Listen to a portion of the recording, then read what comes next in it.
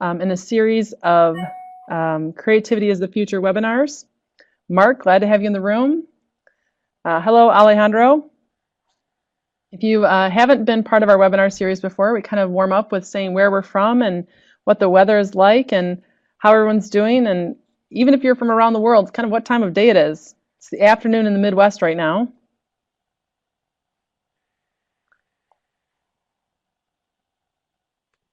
Hi, Jim.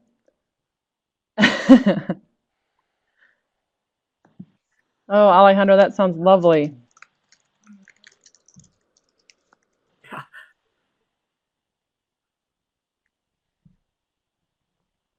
Tucson, Arizona. Nice.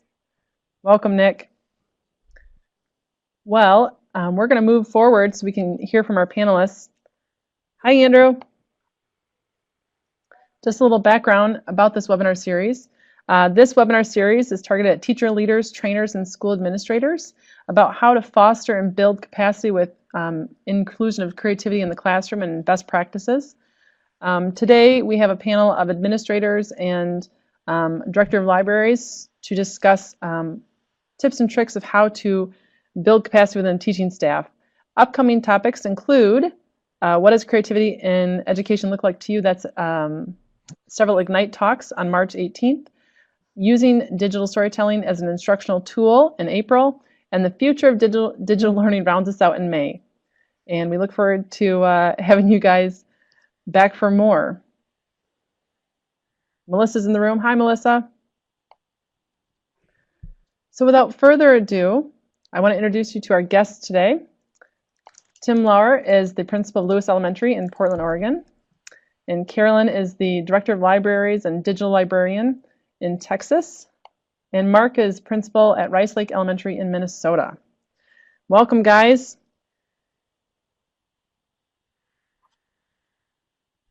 Thank you. Hi. Hi. Glad to be here. Okay. So if you haven't used Connect before as guests in the room, something to keep in mind, we cannot see nor can we hear you. If you try to speak to us, that we can't hear anything you're saying. If you have to get up to get a cup of coffee or whatever, that's fine. That's perfectly fine.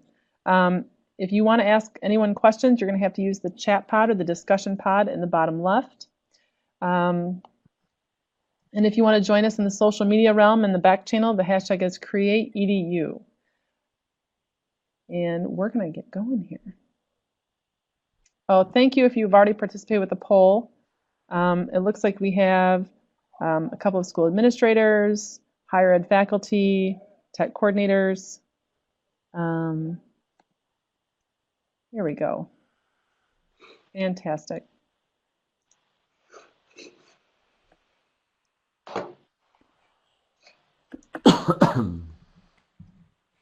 Okay. So our expert panel, guys, we want to hear from you. I'm going to start off with a precursor question and just let you guys kind of discuss it. How do you get teachers to think broadly about creativity in the classroom?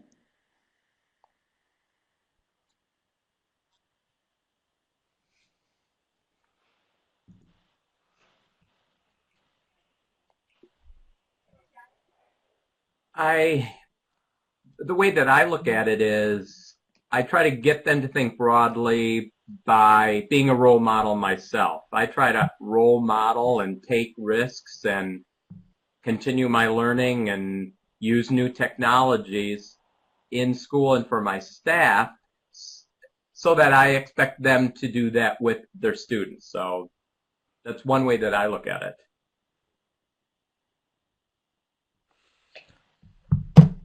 From the library vantage point, I agree that I try to provide leadership in creative ways, from the ways I communicate with teachers to the way I support our technology initiatives on campus. We're a one-to-one iPad district, so we've tried to build creativity into some of our professional development even. We host an event called iPad Palooza where we brought in food trucks and bands, student bands, and Races with Erasmus apps and trying to convey to teachers that their learning can be fun in hopes that that translates to the classroom as well. And so as a librarian, those are initiatives that I help support. We recently had a guest speaker, Austin Kleon, who wrote Steal Like an Artist, if you're familiar with that. But he spoke school-wide, and he had some interesting perspectives. So sometimes book studies are another way to help us, that we can help foster some different kinds of thinking. Yeah, hi, this is Tim Lauer from Portland at Lewis Elementary School. Yeah, I think I like what Mark said in terms of kind of modeling what you're looking for from your staff in terms of taking risks and taking an opportunity to kind of think a little bit outside the box a little bit. Part of that involves the classroom space, and I think we're going to talk a little bit about that. But allowing teachers to kind of have some of that freedom and creativity in terms of designing their classroom. But also another aspect of this is, I think, allowing time for teachers to collaborate and talk and work together so that the focus of your professional development isn't always data or test scores or that type of thing, but also igniting a passion for learning in kids. How do you go about do that? And part of that involves, I think, relationships and knowing your students and what their interests are outside of the classroom, so you can draw upon that and bring that in. So if a student is particularly interested in an art area or music and that type of thing, knowing those students, and as you're researching and doing your lesson planning and such, there's the announcements. You're able to pull that knowledge in, that background knowledge. So it really, I think, is important that you really know your students and their backgrounds too. There's my bell.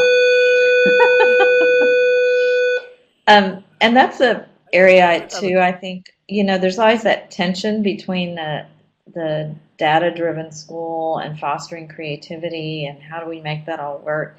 And that is an area where I think libraries can really step in, because sometimes you may find that you're in a very data-driven school, but there are all sorts of informal learning opportunities that we can provide both for teachers. We've done like creativity lunch once a week and had like different things for teachers to come in and just do and create, and activities for students, passive programming where we just have things out for them to experience and play with.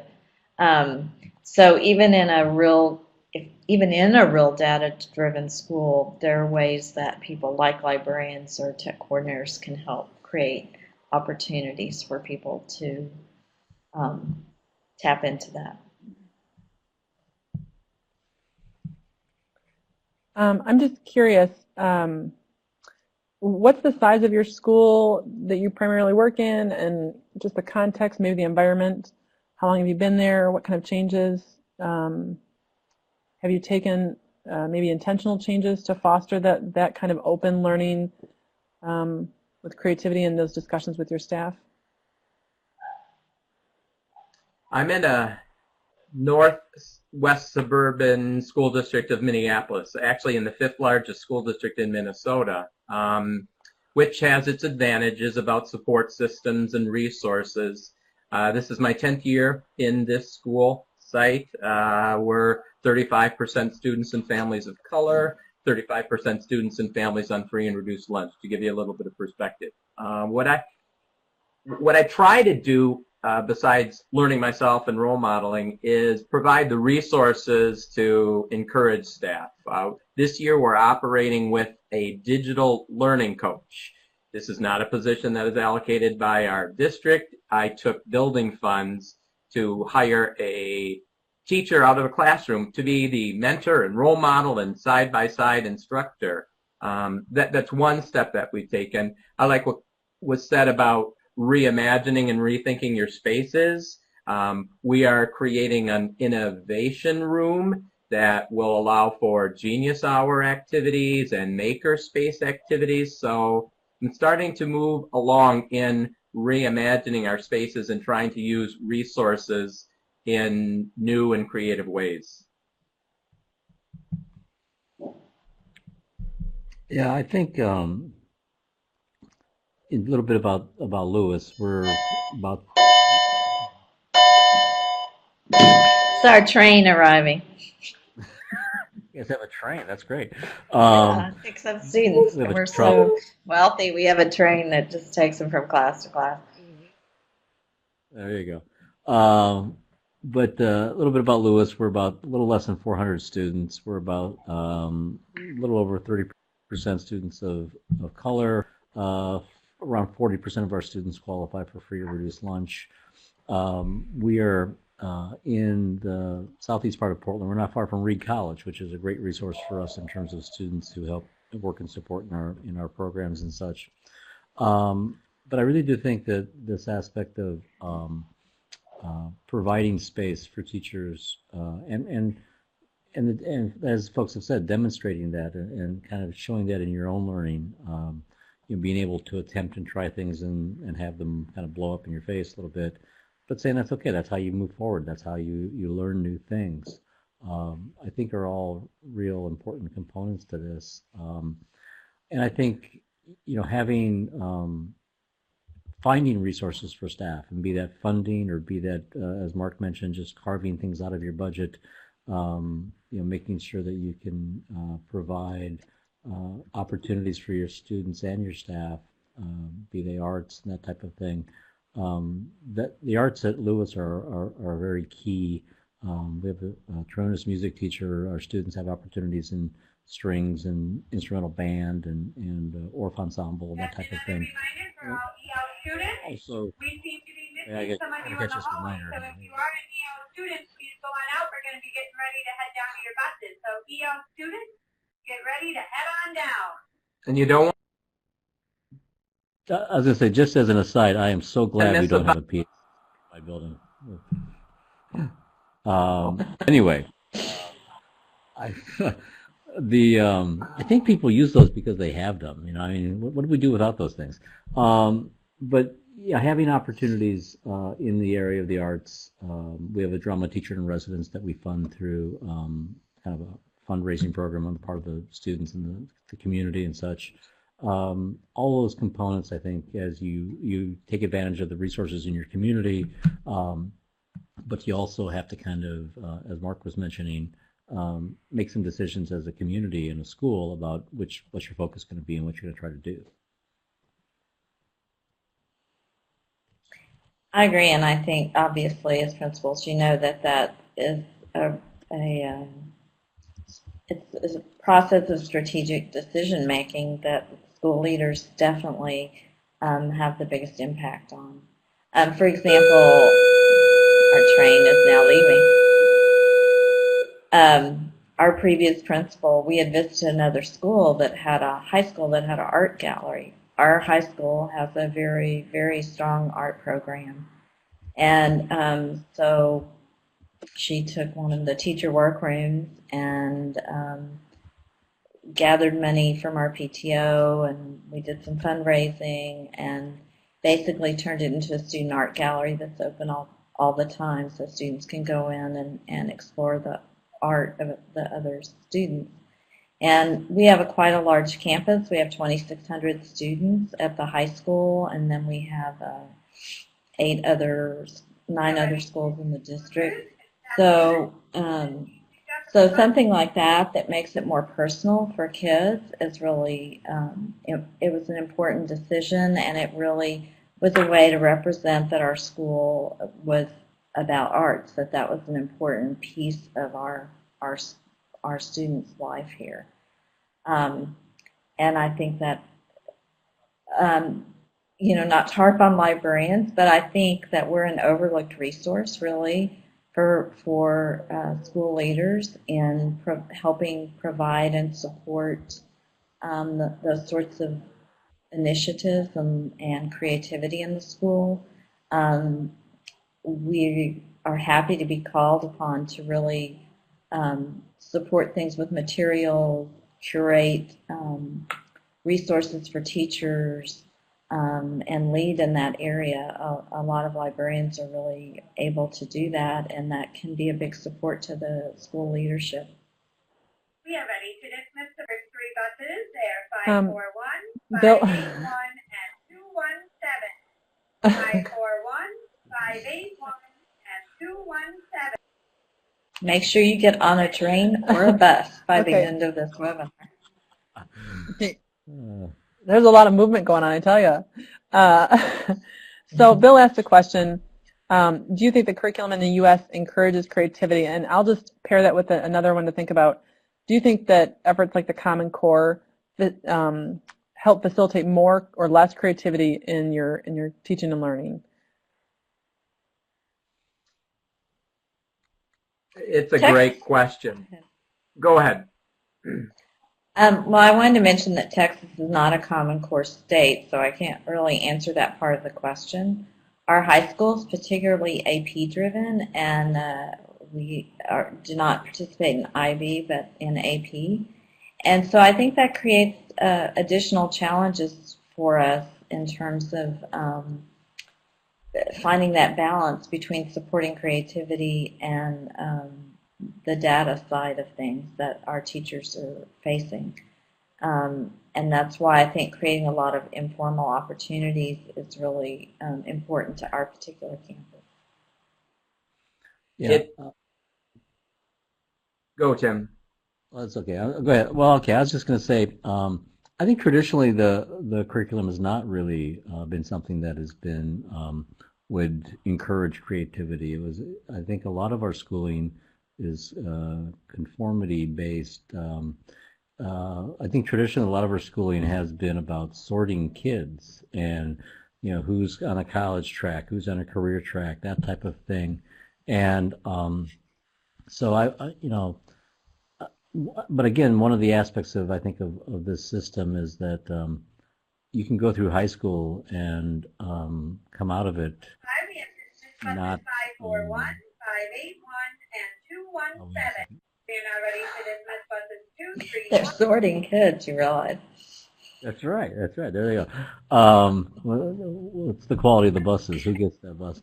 But you know, so I do think we have traditionally sorted kids out, but the one aspect of what happens is you get a kid who comes out at 18 who maybe didn't, you know, may go out and work in the work world for a while and then kind of find him or herself and come back. At least you have a second chance. But again, you spend a lot of time going through a system that really you didn't have ownership in, or you didn't buy into. So I've been very happy to see things like maker movements and different things like that encourage creativity.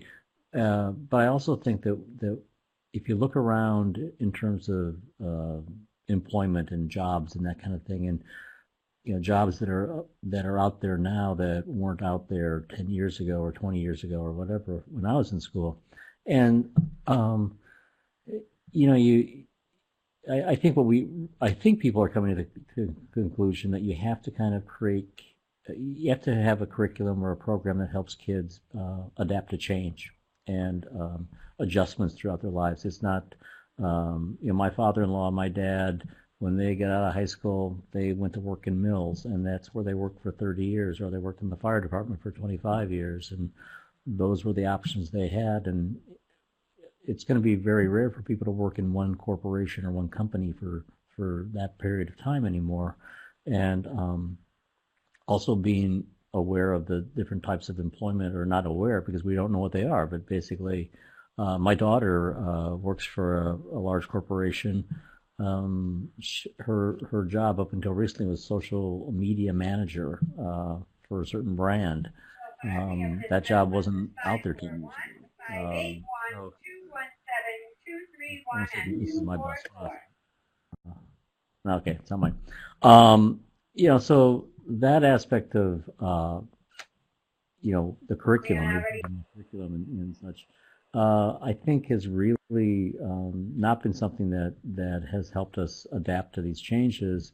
And also Common Core, I think, is probably driving more compliance. It's an interesting time to be in this business.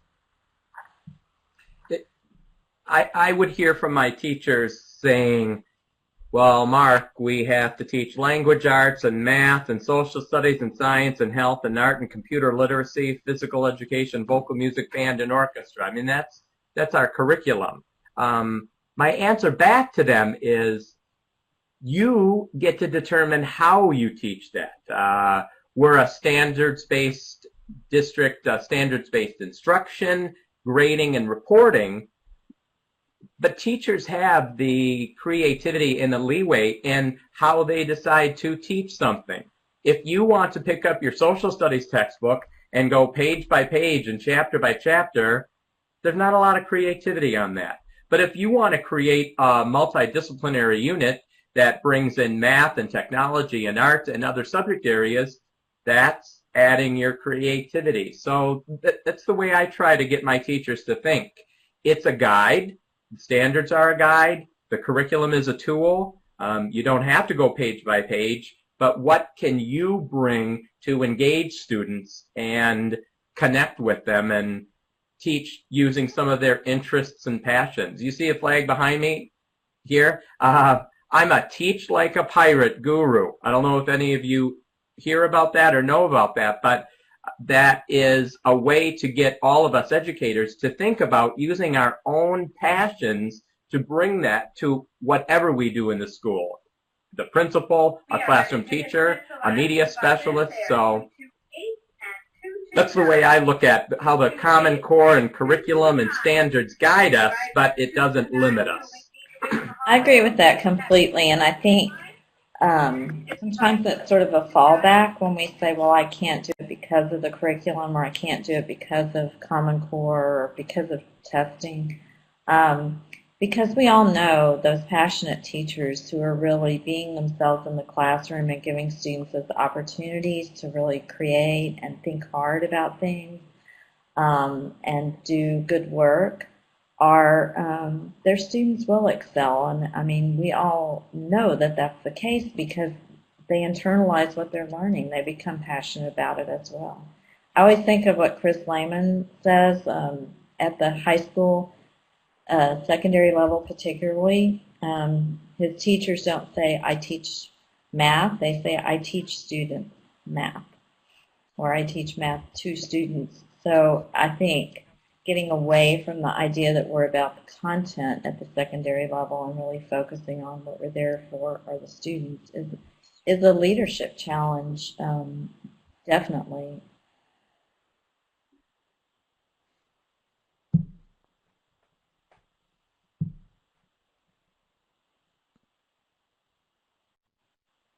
Where's the bell? Have we lost Kelly? We lost. Sorry about no that. No, No. train messes with bell.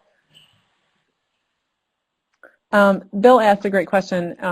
There's lots of pressure to show results and, the pencil pushers that guide all the audits and all that good stuff.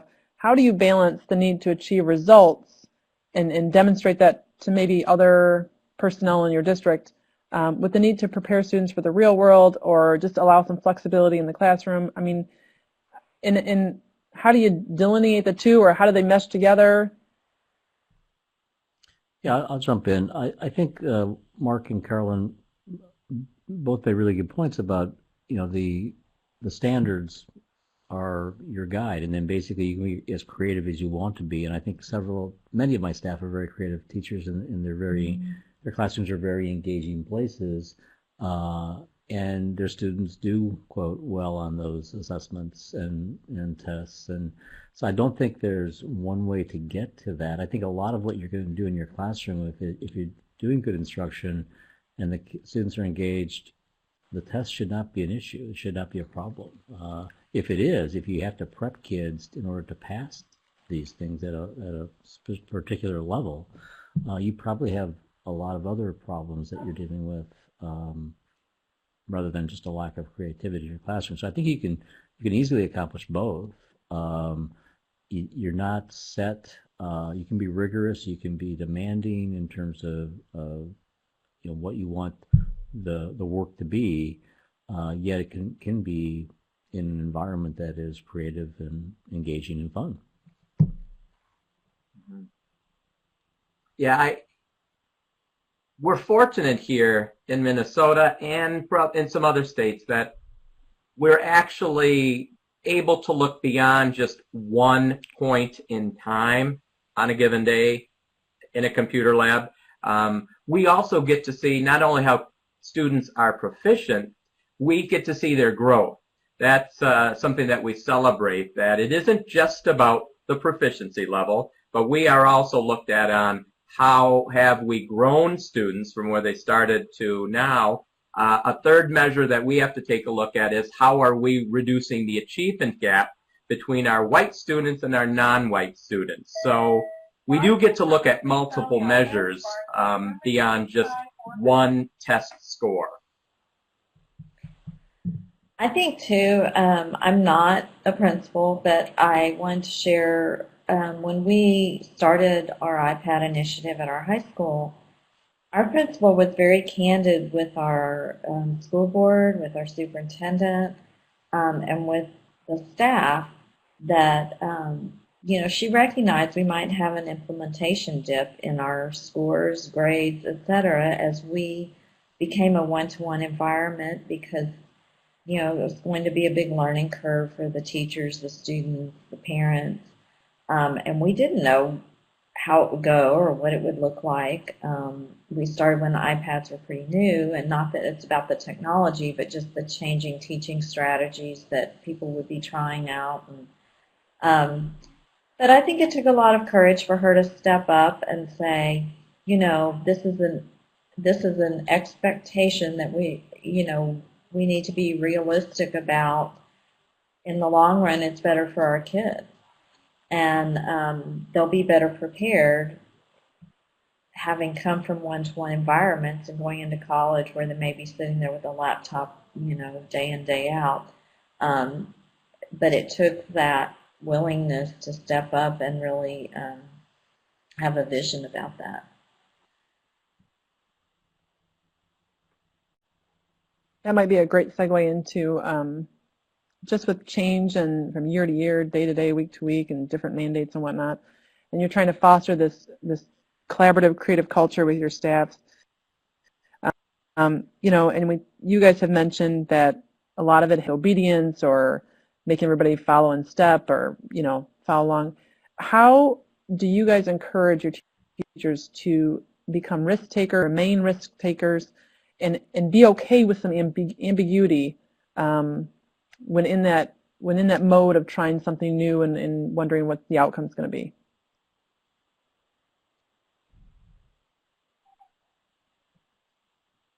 I've said before, part of it is trying it myself and role modeling and showing them that I'm taking risks and I'm learning new things, and it's not the end of the world. If I was excited about some app and I try it out and it didn't work out, then I can move on to the next new idea. I try to look for levels of support because there's some nervousness and anxiety about taking risks, and there's because I don't have this, because I can't do this. So I try to offer resources and time and collaboration time. I mean, I'd rather come into a classroom and work with your students to allow you to go watch and learn someone else. So there has to be a level of support where people don't feel like they're on their own by themselves. And I think the other thing is you can celebrate those who take risks and try something rather than make it a negative thing, but try to promote that and showcase that.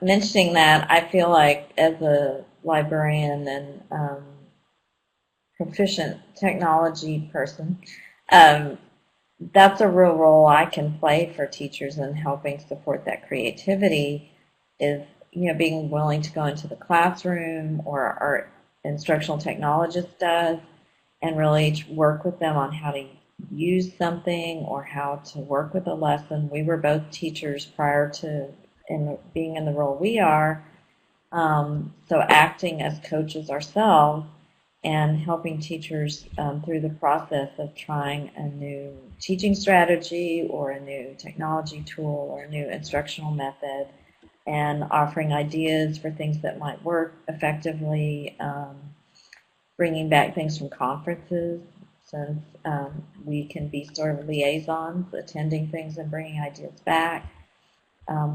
We sharing stories. We set up a blog for our iPad pilot where we share things from teachers' classrooms, so our teachers can see what other teachers are doing in our own building, not some place where maybe it's different. But I do think you're absolutely right, Mark, about that support is really a needed piece of the picture. Yeah, I would agree. I think I've had teachers come to me with ideas about their classroom space, about wanting to remove something, add something, that type of thing. We've had a lot of discussion in our program for the last few years about basically desk height, seat height, alternative seating, standing desks, those kinds of things that allow students to work in a manner that they feel more comfortable and, just in more comfort, quite frankly. And so I've had several teachers who have, worked with, Donors Choose. They've worked with My Budget to find ways to kind of fund some of that and bring some of that into the classrooms and such. I recently went to, in December, to Big Ideas Fest, which has a scholarship, by the way, that teachers can apply for. And it's run by ISKME, Institute for Study of the Knowledge Management and Education. But they had us do a lot of improv and shared some of the tenets of improv. And I've really been thinking about that a lot as it applies to education, not just to improv. But one of the mantras was, "You can't be wrong." And encouraging that sort of mentality of making your partner look brilliant, building on what you receive, and that you can't be wrong. And I think really trying to encourage and foster that in teachers, but also in students. I mean, in my school, students are like little driven, so creating opportunities where they can be more playful, where there's not a right or wrong answer, it's really important to their well-being, I think, as human beings beyond, the school building.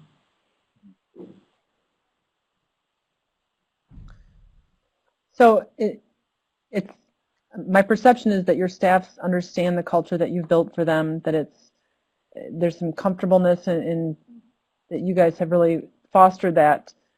Say an administrator new to a building or maybe inherited a staff, wanted to shift some of those practices and really cause some incremental change towards including more creativity. Can you give any tips or tricks to administrators out there that might want to foster those and maybe some concrete things they could do? I mean, the Big Idea Fest, just what you said, did that bring any protocols back for staff and how to integrate with each other with the improv? Well, I brought a lot of ideas if that was a model that you could bring back to a staff and implement. It definitely was a model that I could bring back. I'm not the principal, so my ability to implement it immediately is different. It's more something that I'll work into workshops or lunch and learns that we do, or professional development that I'm participating in with our staff, and working with the other librarians in the district, since I'm also the district librarian. Because sometimes it sparks something at another campus that I can't accomplish here as quickly with this size. Two things. But it has a great framework. Two things I would say. A new administrator to a new building who doesn't have the same trust developed or experience. One, find those leaders in the school and empower them and guide them and support them. Because the teachers are more likely to listen to and want to learn from a colleague necessarily than they will from me. I wrote something earlier. A teacher is less likely to admit their vulnerabilities to me, their supervisor, than they are to a colleague. So find those leaders and have them spread their knowledge and experience with others. And the second thing is change your professional development. Get rid of the sit and get. If you're familiar with ed camp style professional development, you can bring that to a district and a school, give teachers choices, but you've got to change up your professional development and give teachers what it is that they want, rather than what you think that they need to sit and listen to.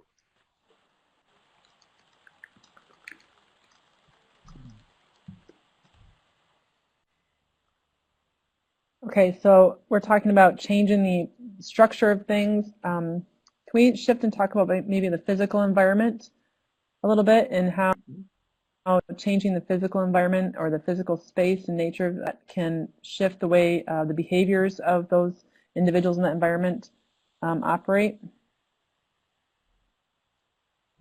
Sure. Yeah, I'll chime in on this. One thing we've tried to do is encourage people to use all the spaces in our building. Our building was built in the 50s, so we are still, hallways, rooms on either side kind of thing. But yet we have some common areas where hallways connect that we put benches into, encouraging students and teachers in those general areas to spill out of their rooms into those spaces. We also have garden spaces adjacent to the west side of our building that, that we again encourage students to and staff to utilize. We have a pretty robust Wi-Fi network. We're one-to-one with Chromebooks at 3rd, 4th, and 5th grade. And so, the nature of a portable device allows you to, and the ubiquitous access of the network allows you to kind of form little ad hoc groups, work groups in the hallway, down the hall, outside, that type of thing. So I think the physical space is really important. I'm not sure if we're going to show it, but we have there's a video we can put in the links down here to one of our 3rd grade classrooms and what she's done with her space in her room in terms of providing those kinds of areas for that kind of work too. Tim, I'm going to pause your video feeds for just a second, and I'm going to play that video if that's all right. And we'll bring that over here.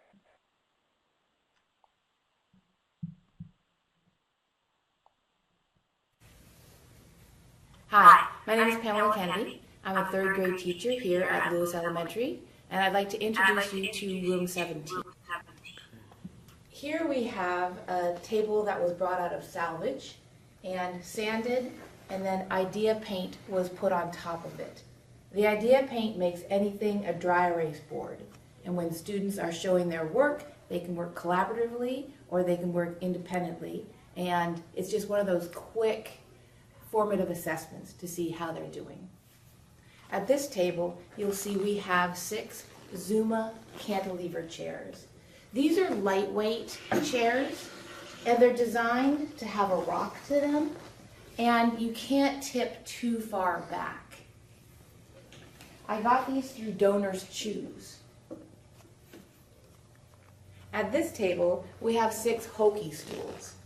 The Hokey stools are really a great choice for a student who likes to be able to wiggle but not tip over.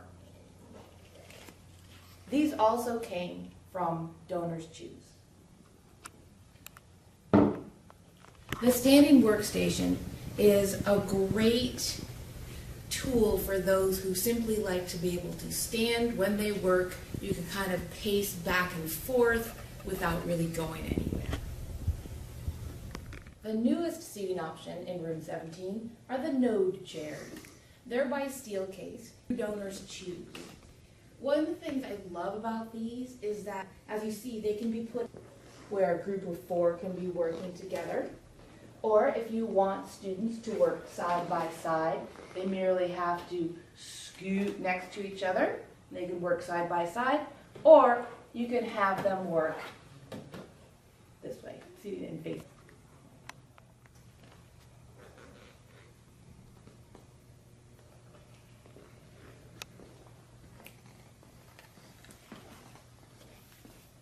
In this corner, you can see that I've had reading bleachers constructed specifically for the classroom.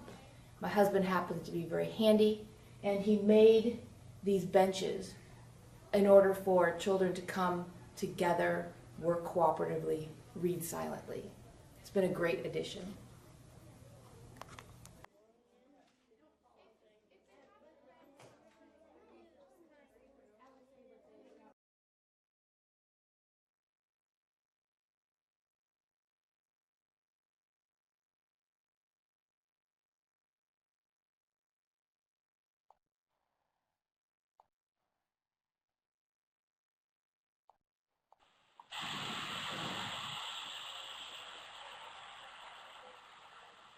So just to come back to this, Tim, that was one of your teachers, and she mentioned Donors Choose Yes. several times.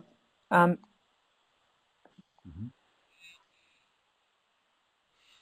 Yeah, she's very active with Donors Choose, as you can see. But actually, she's been a great resource for her colleagues too. She helps them with those types of endeavors. Some of the chairs we have many of the classrooms have those little stools that are similar to a yoga ball, except they're not going to roll around the room. I saw a classroom once with like 30 yoga balls, and I thought that was I don't know, a little much. But anyway, it does allow kids to move around, wiggle a little bit as they're sitting there. But again, my experience with them has been great because kids are still focused on their work, but they're allowed to have that freedom of movement. The other thing that she does in her room, it's very purposeful in the sense of her activities that she incorporates movement into those. So rather than having all of your supplies in your desk, you'll notice there aren't any bins under any of those tables or desks. Basically, their materials are stationed around the room, and purposefully she has kids get up and move simply to incorporate movement throughout the day also. I'm going to use that video with my staff because they're probably getting tired of me talking about classroom space. I mean, we're not as advanced as that teacher is, but I get my teachers to think that the classroom space isn't for you. It isn't your storage space. It isn't for your stuff. You got to declutter and move things out. It's got to be about the spaces for the kids. What is going to be best for the students? What kind of learning areas do they need? Yeah, I work every year on let's declutter, let's go through things, let's move things out of the classroom to make sure that you have those flexible learning spaces for creativity. Yeah, I think the clutter is an issue for some of our folks sometimes, and I think the more we can do to kind of encourage that, we always joke we have one teacher who seems to find things that other people are getting rid of, and they seem to end up back in her room, and I'm always hounding her. I said, get away from that pile. Don't go near there. But good point. Well, And Carolyn, libraries talk are, about yeah. librarians can be hoarders, though I'm laughing at that. But I shared in the chat a couple of links. One of our elementary teachers does similar makeover, well, more than one, but this is one that has been blogged about, and there's some photos attached to it. And then a source of inspiration I've used with teachers is Edutopia's Remake Your Class. They did a remake of a secondary classroom. And they used a design thinking process. They interviewed the students. They did a visual wall where students could put dots on things they liked and spaces that they liked to learn in. They did student interviews of how do students like to learn outside the school. They interviewed the teacher, but it shows the whole process that they went through in 3 short videos. So it's a great kind of thing that can be shared. But libraries are another area where there's a lot of change in the physical space in order to foster sort of a different kind of environment. Traditionally, libraries have been sort of relegated to being warehouses. Librarians have always known that that's not the case, but that's sort of a presumption people sometimes have, and there's a lot of opportunity in that sort of footprint to reallocate the space, bring in uh, flexible furniture that can be reconfigured easily, putting bookcases on wheels so that they can be moved out of the way if needed. Bringing in, I mean, we brought in, magnet poetry to our front desk is magnetized so that even the physical furniture becomes a place where students can engage and be creative. Colors, there's a lot of things that can be done to bring in those elements, adding makerspace, either activities or a dedicated makerspace to a library space. One of our librarians took her old storage closet where she kept the TVs and brought in all the class sets of books that they didn't read anymore, and got beanbag chairs, some lamps from IKEA, and made it a book club room. So students, when they've earned certain, free time, can go in the book club room and have their own book study. So she took a closet and turned it into a space for kids, which is wonderful. So, and I saw a question in the chat about student creativity. Just having taught in spaces like that myself or done workshops in those spaces, I did a workshop for librarians in a space in White Oak ISD. They brought in whiteboard tables that roll and whiteboard walls and furniture that moved. And it was fascinating teaching in that space because when I had the librarians start brainstorming, they were brainstorming on their desk and then they could flip it up and share it with the other librarians. And I think it created this sense of empowerment, enthusiasm. It made it so easy for them to be participatory in the workshop. And there is a difference in a space when we think about where we want to go to be or learn. We don't go to, if on a Saturday I had a choice to go to the teacher's lounge to get a cup of coffee or go to a Starbucks and it's completely voluntary and I'm really just going there for the coffee, most human beings would not go to the teacher's lounge just because the ambiance doesn't really encourage the human spirit. And so I think that's something we thought too little about in schools.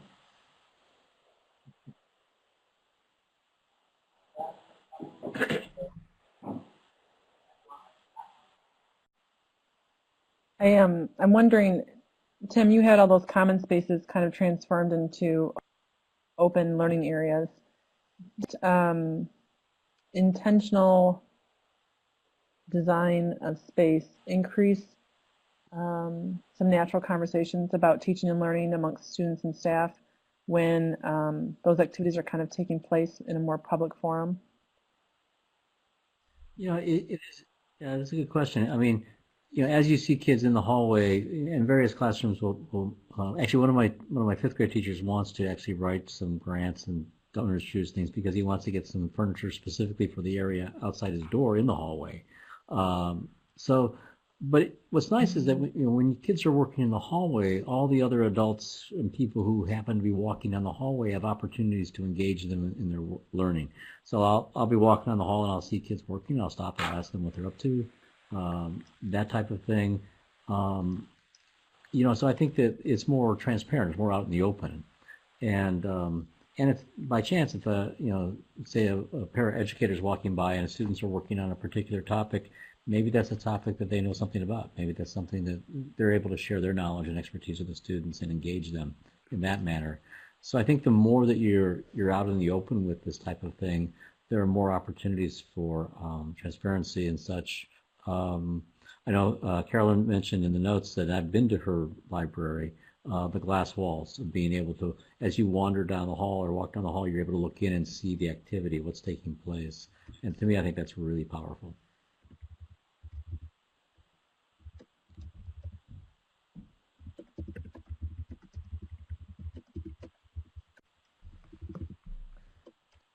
So, Tim, just knowing the public schools and that you are working with your teachers on donors choose and the demographics of your students, how what tips are there for drumming up interest and funding and getting those projects out there? If a school wanted to do some more of that, would there be any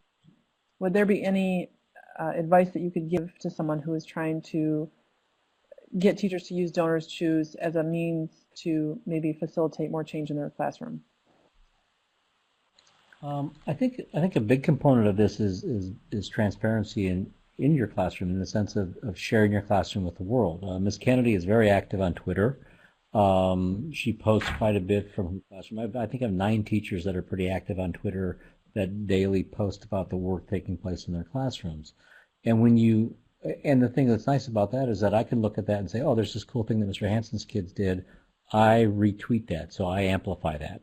Other people who follow me can amplify that also. So you have this amplification effect that allows you to get that out to more people.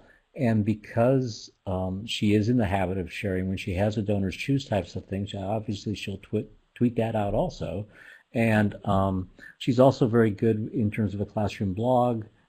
She's really tied in with her families, but also with extended families, grandparents, aunts, and uncles. Several of her projects were funded by grandparents for the most part, who were in California or in New York or someplace. But they really like the window into the classroom. I mean, every day there's probably about 6 or 7 images that are up, kind of slice of life of what's going on in that space. And it really allows everyone to see what's taking place in that room. And there's lots of good stuff taking place in that room.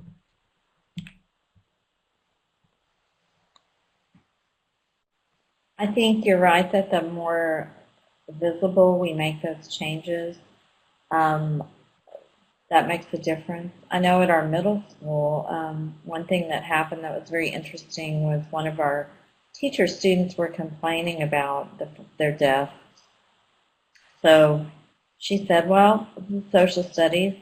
Why not, as a long-term project, you guys redesign this classroom? And she empowered the students to research furniture that they would be interested in, contact vendors, come up with color schemes, and by the end of the year they had completely redesigned the classroom. The vendors donated a lot of the furniture because they were so excited that students were actually taking this on as a project, or they loaned demos for the whole spring semester so students could experience the furnishing in the classroom. But once she did that, it became a model then that we could, in the district, take parents to and say, this is what we'd like other learning environments in our district to look like. And that, again, what you were saying, Tim, that amplified the efforts. And then she blogged about it as well, which then others of us could share. So I think the more we share those small stories, we can help them become bigger stories for our school. And probably those stories and those changes, whether it's a redesign of a space, an integration of technology, a creative way to teach, really start with one person who shares and opens up, and it then becomes a movement, and more people become engaged and involved. I had a story earlier in the school year where I was talking with a student. We were both looking inside a classroom that was engaged in a project using Chromebooks, and the student looked at me and said, we never get to do that. Our teacher never uses Chromebooks. And I said, well, maybe you should go talk to your teacher and let them know that you'd like to use Chromebooks. The next week, I saw our digital learning coach in that same classroom with the teacher and the Chromebook. So even some of the changes can come from our students expressing themselves and speaking up. I definitely think that's true. That was one of the interesting things I found from our iPad implementation, especially the first year or so, because iPads were new and they were new to the students as well. Was we had a lot more collaboration of kids coming to teachers and saying, well, we're using this note-taking app, but this other one's really better. It's also free. Maybe we could give it a try. And so there was more exchange that was happening from the students up. And it was very interesting impact that we weren't really thinking about or anticipating.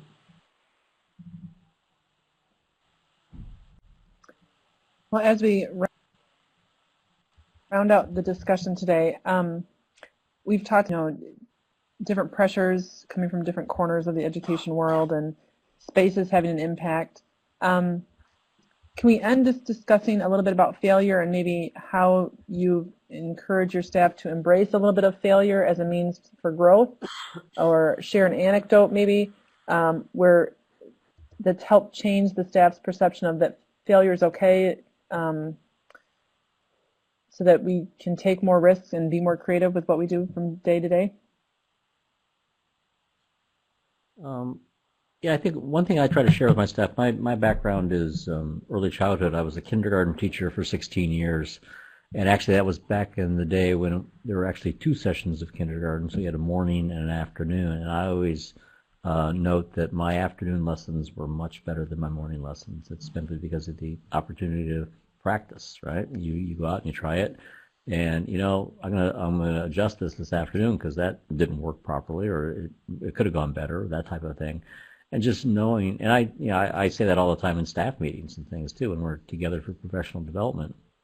I think our January late opening, one of our local families was highlighted on the local news, and I wanted to share that video, but it was there was a couple. It was like this perfect storm of all the technology stuff going wrong, and quite frankly, they laughed because I'm this tech guy, right? And here's this stuttering video that's not working properly, and then the machine crashed, and we took an impromptu break to get another cup of coffee while we got everything going. But I mean, part of that is showing that it's all a work in progress. You're getting better all the time, but you're not.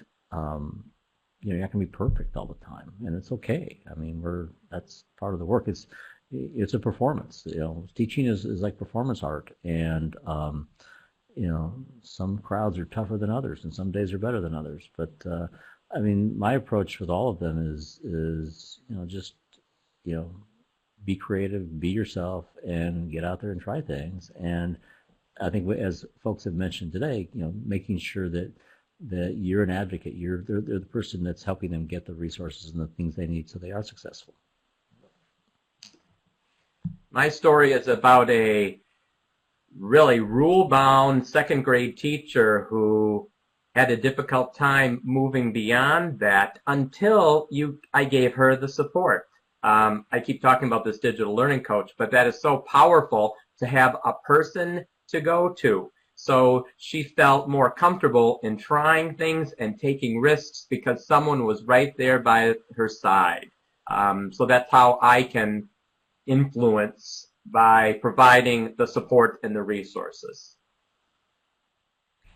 And I don't have a simple answer to this, but I think that it's really important that we think about how do we scale that concept? How do we integrate this idea of failure's okay, or it's a part of the creative process, and how do we really infiltrate that into the working structure of the school so that it's a mantra for the school, so that it's things kids say in the classroom, I can't be wrong, or hey, it's okay, yay, we failed, it's okay.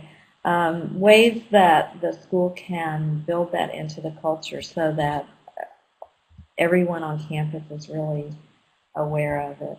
I think about Sir Ken Robinson. He said, if you're afraid to be wrong, you can never come up with anything original. And I think that hinders students, but it also really hinders teachers. A lot of teachers were A students in school, and they're teaching because they liked school and they were compliant. And so we're working with a population of people leading the campus who were compliant. And so how do we help them embrace that idea that it's not bad to make a mistake or fail? I think that's really important to help them celebrate their failures.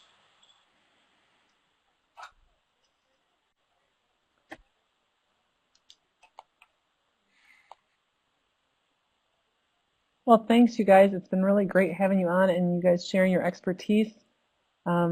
being leaders in the field for increasing creativity in your classrooms, and just allowing a lot of growth opportunities for your teachers and staff and teachers and students. This has been wonderful. Great. Thank you. Thanks Appreciate for the having us. opportunity. Thank you. I enjoyed hearing from everyone else. Yeah.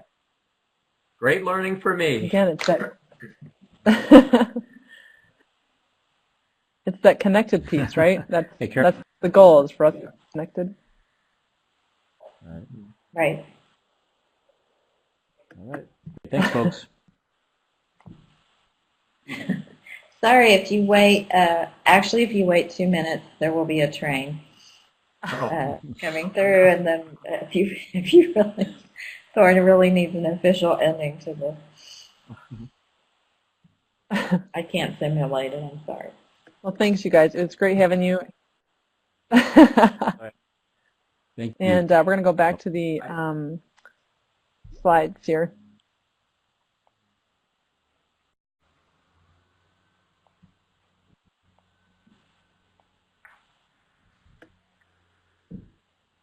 Okay, for the participants in the room, we have a closing poll at the bottom. And if you haven't made your way over to the Adobe Education Exchange, we are now, the statistic here is a little bit different. We have, we're now around 190,000 members on the EdXchange. And this is just a wealth of resources and knowledge, tutorials, shared lesson plans, unit plans, just lots and lots of opportunities to integrate creativity into your classroom practice, all different levels of learners in all different contexts and media. And if you haven't heard about the Connected initiative yet, you can head over to edx.adobe.com/connected. Title I schools are encouraged to apply and receive some Adobe software. There's all sorts of opportunities there to collaborate and partner with different organizations and different companies. As always, we'd love for you to check our other professional development events. If you go to edx.adobe.com/professional-development/events, or if you just go to edX, and there's a big nav button right at the top there, that'd be wonderful. If you want to check out other opportunities. And I'm just going to post the link in the chat. A recording to this event is now posted, and you'll be able to find that later. Thanks, everybody. And it was great having our panel of guests on today, and we'll see you in March. Thank you. Thanks.